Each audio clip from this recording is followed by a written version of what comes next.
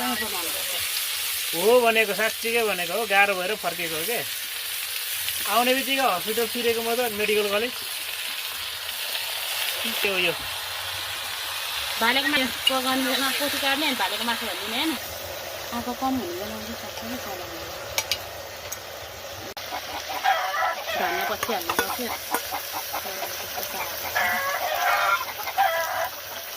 हातकोला नि फेरि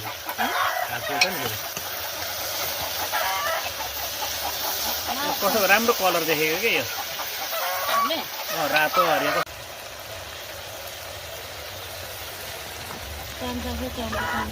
सक्दैन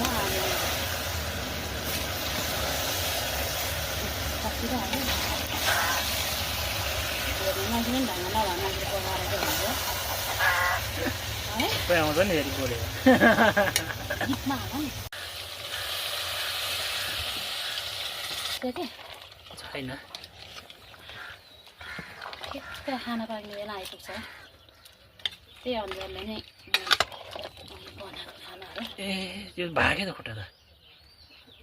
खरङ रङ हो त्यसरी हाल्नु न लोकल नहोला तपाईँ त हुन्छ कस्तो राम्रो यहाँ मासु आइरहेको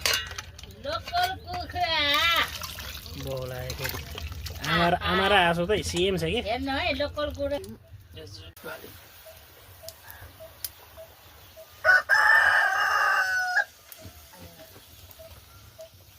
मम्मीलाई घुम्नु लानु पोखरा लाने मुस्ताङ लाने अनि उसको कथा पो सुरु भएको छ हाम्रो ढिँडो कुखुराको मासु पकाएको नभन्नु न कति बोलेको है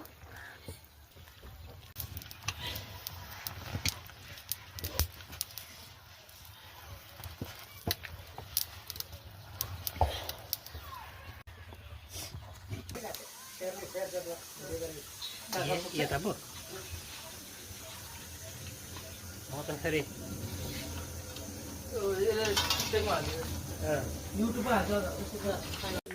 सुरु गरेँ कोदोको ढिँडो